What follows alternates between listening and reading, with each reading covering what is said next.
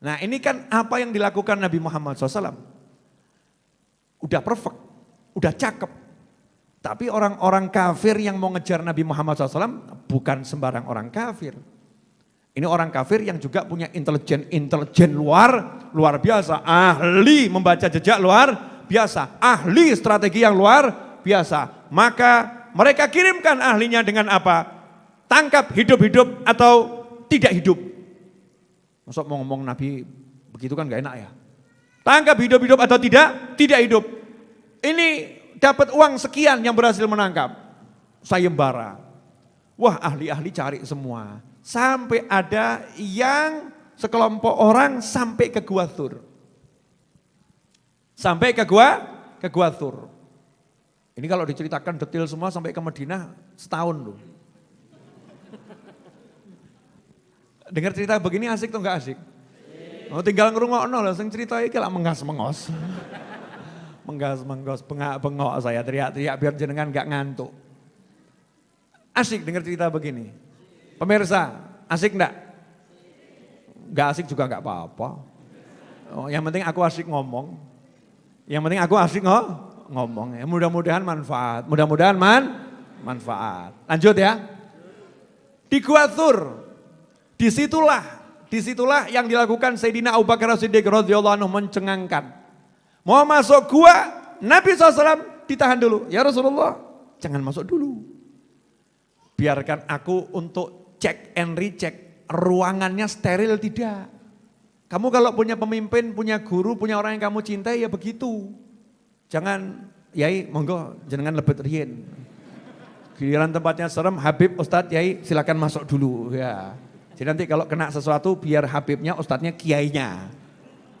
Enggak begitu Sayyidina Abu Bakar As-Siddiq radhiyallahu anhu. Mau masuk gua Nabi SAW dilarang. Tunggu dulu, masuk. Sayyidina Abu Bakar As-Siddiq radhiyallahu anhu ngecek ada tidak sesuatu yang akan membahayakan Nabi Muhammad SAW. Karena di gua itu ya banyak yang namanya sarang-sarang ular. Sarang kalajengking yang berbahaya, yang berbisa. Maka Sayyidina Abu Bakar As-Siddiq radhiyallahu anhu meneliti dengan sedetil-detilnya. Dicari. Setelah yakin tidak ada yang berbahaya, baru dipersilahkan Nabi Muhammad SAW masuk. Disitulah tampak kemesraan yang luar biasa dua manusia bersahabat ini. Yang satu istirahat, lelah dan kakinya terluka yaitu baginda Muhammad SAW. Beliau pun tidur berbaring di pangkuan Sayyidina Abu Bakar As-Siddiq radhiyallahu anhu. Nabi Muhammad SAW berbaring di pahanya Sayyidina Abu Bakar As-Siddiq radhiyallahu anhu. Ketika Rasulullah berbaring seperti itu, Sayyidina Abu Bakar As-Siddiq lihat di depannya. Ternyata karena gelapnya gua ada satu lubang yang belum sempat diteliti. Ini ada binatangnya atau tidak? Tidak mau ambil resiko, langsung disumpel pakai telapak kaki beliau. Kakinya pun diselonjorkan. Kalau ada ular, biar ularnya ketemu sama telapak kaki saya.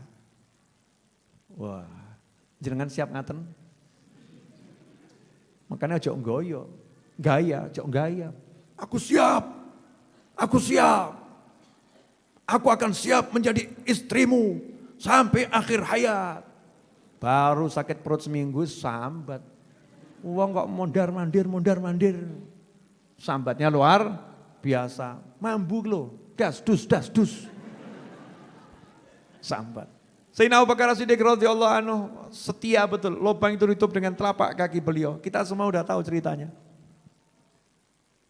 Ularnya, ini riwayat, kan ularnya matuk tuh ya. Ular matuk telapak kaki Sayyidina Abu Bakar As-Siddiq radhiyallahu anhu. Betul terjadi ular matuk telapak kaki Sayyidina Abu Bakar As-Siddiq radhiyallahu anhu. Pertanyaannya, emang ada ular yang mau mencelakai Nabi Muhammad SAW? Enggak ada. Enggak ada binatang mau mencelakai Nabi Muhammad SAW. Emang ada binatang yang mau mencelakai Sayyidina Abu Bakar As-Siddiq radhiyallahu anhu? Enggak ada. Tapi SOP-nya kamu harus sterilkan, kamu harus jaga, kamu harus lindungi. Jangan ngomong, oh itu wali, enggak mungkin celaka. Bannya meledos ya enggak bakal guling. Terus kamu jadi supirnya. Kamu jadi sopirnya ya teliti, bannya bener enggak? Bannya sobek enggak? Anginnya pas enggak? Remnya bagaimana teliti? baru Yai, Ustadz, Habib, monggo silakan masuk, duduk nyaman. Mobil ready, semuanya safety-nya oke. Begitu. Jangan kemudian, insya Allah Pak Yai keramat. Tenang, toh pernah kejadian, bannya lepas satu aja nggak jadi masalah. Wah, akhirnya supirnya keset, nggak mau teliti dan meneliti. Itu salah secara syariat. Perkara Habibnya, Ustadznya, Kiainya keramat itu perkara lain. Tugas kita menjalankan syariat. Ini harus diingat, harus sesuai SOP langit. Syariatnya bagaimana? Maka saat itu terjadi kaki Sayyidina Abu Bakar Siddiq radhiyallahu anhu dipatuk ular. Pertanyaan saya, refleksnya orang lagi tenang-tenang kakinya dipatuk ular. Refleksnya kira-kira jinggat atau enggak jinggat? Jinggat ya. Jinggat itu apa bahasa Indonesianya? Hah? Kaget terus meloncat, betul? Lah ya, Indonesianya apa? Hah? Ya jinggat gitu ya. Jadi harusnya kan refleksnya kakinya itu akan gimana? Enggak geser lagi. Akan bergerak dengan cepat, terangkat ke atas atau gimana? Itu gerakan refleks karena terkejut, terkena sesuatu. Kedauan, jinggat, selesai. Betul kan? Wah, kakinya begitu. Seharusnya. Tapi apakah ada riwayat yang mengatakan kaki Sayyidina Abu Bakar Siddiq radhiyallahu anhu bergerak? Enggak ada. Kakinya tetap tidak bergerak. Kok iso? Ini loh yang namanya al-mahabbah. Cinta yang luar biasa membius semua tubuh. Jangan bergerak. Apapun yang terjadi tidak boleh kaki ini bergerak. Karena kekasihku lagi tidur di pembaringanku. Allahumma sholli wa sallim alaihi.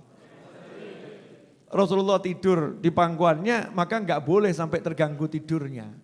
Enggak boleh gerak kaki ini. Harus tetap diam. Harus tetap diam. Tapi yang namanya digigit ular, dipatuk ular itu ya sakit.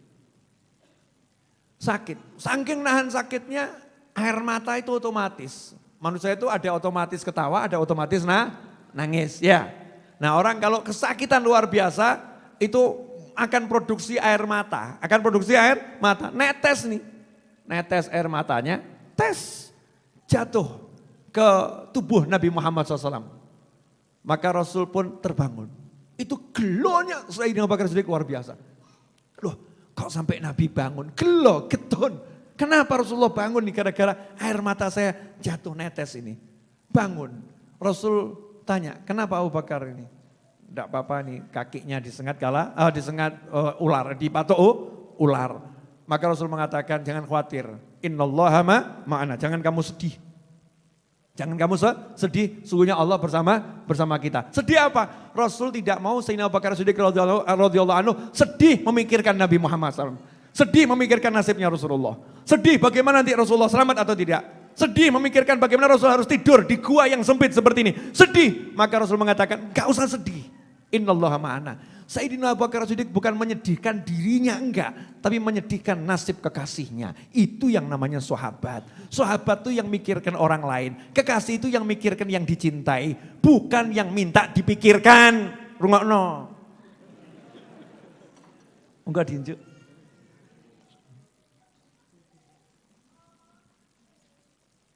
Yang enggak tersinggung ya kebangetan.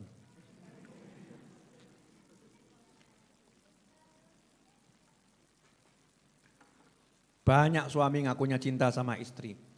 Tapi minta terus diperhatikan sama istrinya. Banyak istri yang ngaku cinta sama suami. Tapi minta diperhatikan terus sama suaminya. Sayyidina Abu Bakar Siddiq radhiyallahu anhu itu cinta dengan Nabi Muhammad SAW. Gak minta diperhatikan oleh Nabi. Justru memberikan perhatian total kepada Nabi Muhammad SAW. Hasilnya Rasulnya jawab, jangan sedih. Dah gak usah kamu bersedih tentang keadaan diriku. Innallaha ma'ana. Ya ada Allah yang bersama kita semua. Akhwani rahimakumullah. Pertanyaannya, lah kok ini ular tega matuk kakinya Sayyidina Abu Bakar Siddiq radhiyallahu anhu kenapa? Karena ularnya sebel. Lah ular ini dapat informasi Nabi mampir, pengen nonton. Ularnya pengen lihat.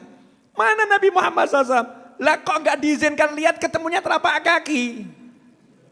Aku nih pengen lihat wajah Nabi Muhammad SAW. Saya pengen ketemu kata ular.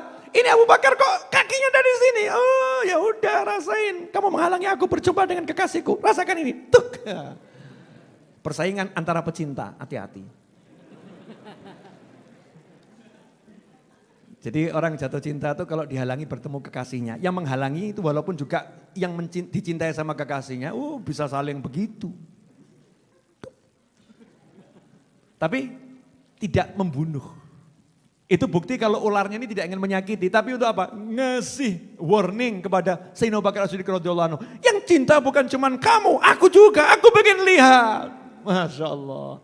Lah ular saja pengen lihat kok, jenengan kok nggak pengen gitu loh. Iya, kalau kakek aja dipatuk. Lah ini dunia ini menghalangi kita lihat Nabi Muhammad SAW. Kok dunia tidak kita buang? Tambah dunia ditaruh di mata, dunia ditaruh di telinga, dunia ditaruh di tangan, ditaruh di kaki, ditaruh di hati. Kabeh ditaruh di tubuh. Sehingga peteng dedet gak iso nonton Nabi Muhammad SAW. Mau lihat Rasulullah SAW, singkirkan semua itu. Singkirkan semua itu. Bukan berarti gak punya duit ya, jangan salah ya. Datang ke Kiai Habib Ustadz, Kiai Habib Ustadz, Alhamdulillah. Saya udah berhasil singkirkan dunia sehingga saya nggak punya uang sepeser pun. Bukan itu. Menyingkirkan dunia itu memingkirkan pikiran dari merasa memiliki sesuatu. Walaupun punya semuanya tapi nggak punya gitu loh. Nggak kebendan, nggak ditaruh di hati ya. Kalau seketika hilang itu ya nyantai saja. Tapi dijaga betul-betul. Itu namanya orang tidak cinta sama dunia. Ikhwani rahimakumullah.